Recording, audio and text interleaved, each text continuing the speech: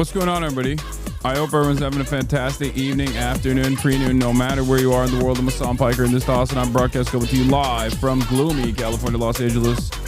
Even though it's a 69 and sunny here, it's actually pretty gloomy and cloudy in California, Los Angeles right now. And I'm alive, and I hope all the boys, girls, and MBs are having a fantastic one because today's a beautiful day. Today is a wonderful day. Today is Wednesday, May 28th, 2025.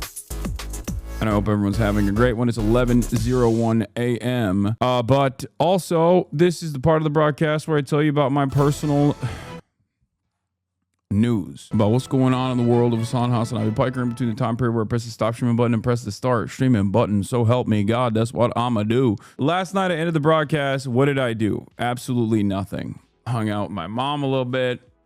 Watched some Fearin'. Watched the last episode of The Last of Us. It's all right. Both are all right. I still haven't finished rehearsal. I got to catch up with that. I am flying this week, so obviously I'll probably have time to catch up when I'm flying this week, so that's good. Yeah, I watched the New York Knickerbockers get absolutely destroyed by the Halliburton terrorists. I don't want to talk about it too much. Like, I'm not like a Knicks fan by any metric, right? I'm not. But it's like cool and fun to see a story like that. I have no investment in the HALIBAN. I want the Knicks to win. No, it's not. Fuck the Knicks. Come on, man. Let them have something. I don't even care about the Timothy Charlemagne subplot. I don't care about all the extra stuff. But I want the Knicks to get something. I want the Knicks to get a fucking W, you know? I don't care about small market teams popping off. How about the big market teams pop off a little bit? Especially the Knicks. I don't know. Let the Knicks have something. New York is a beautiful city. It's just not getting the respect it deserves. All right? That's it. That's what I'm saying. I think the Knicks winning makes Zoran win. That's what I told this to Noah, who is a Knicks fan. I texted Noah about this. I was like, it feels like this is, you know, the Knicks beating the Celtics. Zoran is on the come up. It almost feels like it's a new tide for New York. It felt like Bernie Sanders in Nevada. That's what it felt like. Like, they beat the Celtics. All of a sudden, you know, things are looking up for New York. Zoran is popping off. That was like the vibe. And it sucks because we all know the end of that story. Oh, I saw this. Speaking of like journalists missing the mark a little bit, here's Jake Tapper revealing something about his son that I find really interesting. Let's take a look at what Jake Tapper was saying here when discussing how Democrats have lost young men. A left-leaning podcast that shall remain nameless. And we were talking about my kids because I think they were both people without kids. And they asked me about my son, and I said he was, you know, he's a football player and he wants to be a policeman. And their joke was about my 15-year-old son. Oh, how does he feel about minorities? Like the idea that he wants to be a policeman. He's not talking about fucking Chapo. It's probably like Pod Save America or something. Jake Tapper would never go on Chapo. That's really funny. He's racist, my son. And like, you know, that was the big laugh. Also, I hate that this guy is the fucking like dog whisperer of young men, Scott Galloway or whatever, Scott Gallagher. And he has like weird ass takes on this stuff too. He's like, oh, my 15-year-old son, does he hate minorities? Like, first of all, they're making a joke. I don't know who the hell was interviewing him. Okay. But like 15-year-old son plays football, wants to be a cop. We all know he's not going to be a cop, by the way. Jake Tapper is never going to let his son be a cop. Are you kidding me? Why in the ever-loving fuck would he ever allow that? That's why you're Jake Tapper. Your son's going to be in media. Your son is either going to be in media or immediately get like a cushy staffing job with like a high-level DC person and go through that and then maybe become a senator one day, okay? Let's be real. Your son is not becoming a police officer. He's 15 years old. It's just not, it's never going to happen. Let's continue. I got dragged in the comments and all that stuff. And I thought to myself, this is why you fuckers are losing elections. 100%. Like my football playing son, who has no political views. He's 15. He thinks about World War II and gaming and playing linebacker. That's his world.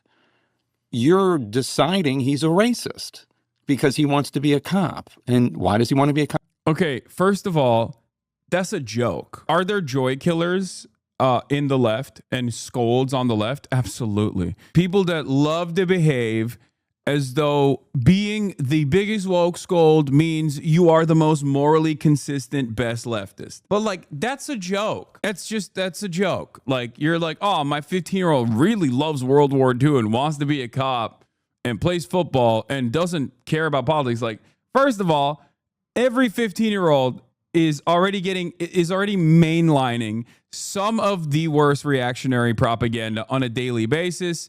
Let's be real. You're a bad parent if you're oblivious to this reality. Ask your son what he thinks about women. If he says they're all hoes, then you know they are watching every bad manosphere podcast that's out there, okay?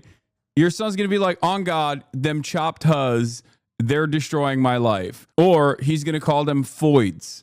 There's only two, or females. That's the woke version, by the way. If your 15-year-old son calls women females, that's salvageable. If he calls them foids, make sure that there's no weapons in the house, okay? Because that's a mass shooter in the making. And if he says chopped huz or like bops or whatever, then, you know, that's also somewhat salvageable. He'll grow out of it. Foids is probably the worst version of that. What the fuck are these words? I'm just giving you the different the different political leanings that young men have. Every single one of them revolves around hating women. If you say like foids, femoids, that's an incel term. He's probably gone. Okay, very difficult to save. Like we're talking Hitler Youth. All right.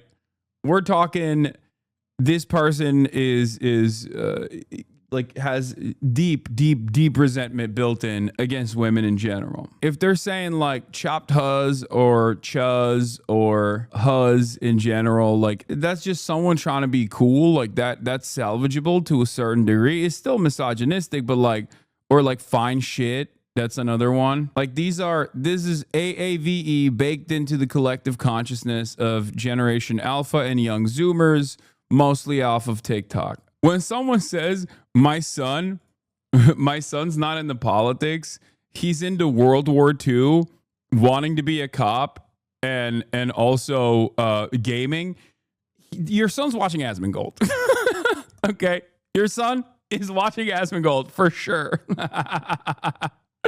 But he plays football, so he probably doesn't watch Asmongold. He probably watches Andrew Tate, which, again, adjusted to how terrifying the situation is, adjusted to how bad things are, I think, I guess, like, Aiden Ross might be preferable, like, salvageable, because, like, that's a thing that they encountered because it was the cool thing to do, you know what I mean? Because that's what young boys care about, being cool and being, and fitting in.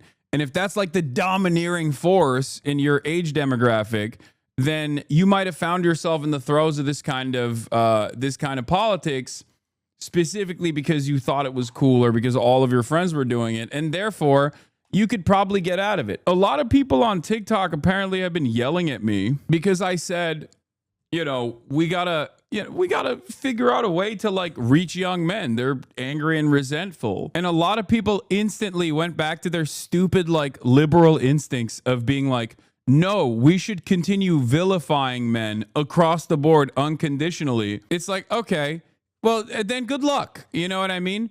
I'm not saying we should just like take the concerns that men have about like why women won't fuck them seriously and then lean into their entitlement. That's not what I'm saying at all. But I'm simply stating that like there are obvious issues here. There's obvious resentment here. And I don't think like automatic vilification is solving this, especially as a political party. Like think about it. Think about how much Chapo, for example, got fucking railed. Think about how much we got railed as Bernie bros. You know what I mean? Oh, it was so dangerous. It was so dangerous that Bernie Sanders has young men. And it's not even just young white men, by the way. Make no mistake. It's young men across the board. That's the other side of the story that a lot of people are failing to comprehend. The other side of the story is that it's not just white men, okay? It's all young men. People don't understand that, like, the racial polarization between the two parties is going away, as the W's that the Democratic Party could have presented during the civil rights struggle goes away. And as like the only people that remember that, the only black people that remember that are like 60 plus years old. More and more young black men and young black people, young brown people in general, do not look to the Democratic Party as like the automatic lesser evil any longer. It's that simple. And the Democrats have no solution for this. The Democrats are no longer the automatic, we are helping the working poor party. They have successfully They've successfully shed that attitude. They've successfully shed that marketing. They really wanted to. They wanted to be the party for the super elite. And here's where we are. They can't even take advantage of the previous marketing that helped them win elections and build coalitions. MAGA cosplays as the working class. The Dems cosplay as anti-racist. This is a pretty reductive but decent way of looking at it. Yeah. You don't go after their bad role models like you used to, but their behavior is pretty pathological. They're pampered and pandered to constantly. I don't think you understand. And this is something that I say all the time. I want universality. I don't care. Healthcare for all means even Nazis get healthcare, okay? If you think that like the things that I'm advocating for are specifically tailored towards young men's false sensibilities, you're delusional. That's not what I'm saying. This is why universal programs are important. There is no moment where I'm like, hey, oh, do you feel like you should kill all women because like this girl rejected you? Yeah, you're right, King. Lean into that. Like, is there ever a moment where I've said that? Is there ever a moment where I've made excuses? No. I'm simply saying that the Democrats running, right? The Democrats running for office cannot try to present themselves as an anti-racist party only by claiming that their enemy is white men, okay? You're not doing anything. You're not even doing anti-racism. I'm not even saying that this is actually real racism. Reverse racism is real racism. I'm simply stating that presenting yourself as that is not actually doing anything. They're going to clip you as pro-healthcare for Nazis. Well, welcome to the world of HASAN Piker. I have always maintained that position. Medicare for all means for all. I want universal social housing, okay, for everybody.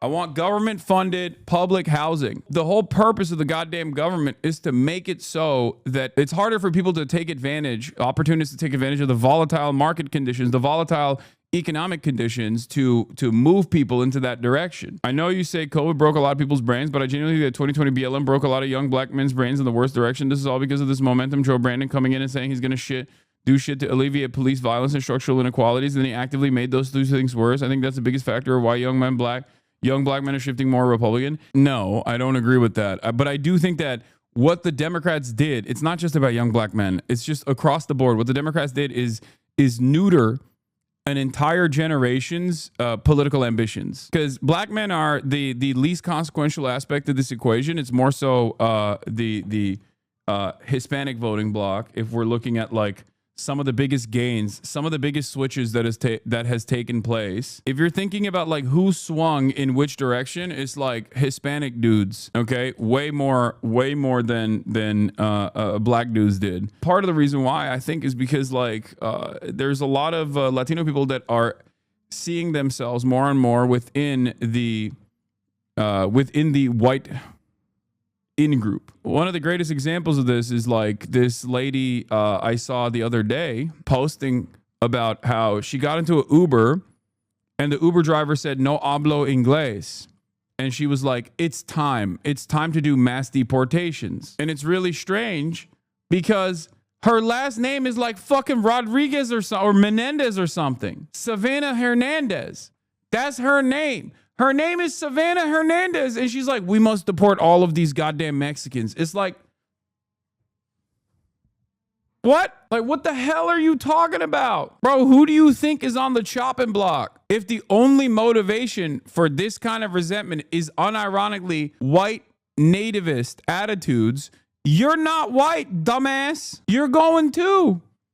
Just as the entire reason as to why we had to fucking do mass deportations was because all of these guys are criminals and rapists and violent drug dealers, and they're doing all this stuff, and it wasn't fucking true at all. And that's precisely the reason why the Trump administration currently is like trying to deport a 4-year-old. Like, we're deporting 4th graders, 4-year-olds, 16-year-olds, in high school. What happened to the violent drug dealers? Oh, it turns out that obviously the government wasn't just letting rapists go if they were undocumented. Oh my God. Because it had nothing to do with prosecuting crimes adequately and everything to do with trying to make America a more white country. So yeah, I don't know why people like this think that they're not on the chopping block inevitably, considering that the starting point of resentment is not a real crime prevention attitude. That's just a selling point. It's the same shit that like black conservatives tell themselves about the dichotomy between, some black people and other black people that are hood, Oh, it's not us that they hate. It's the thugs that they hate. It's like, no, dude, they hate you too, dumbass. Like, it doesn't come from, there is no real distinction there. There is no valid distinction there, okay?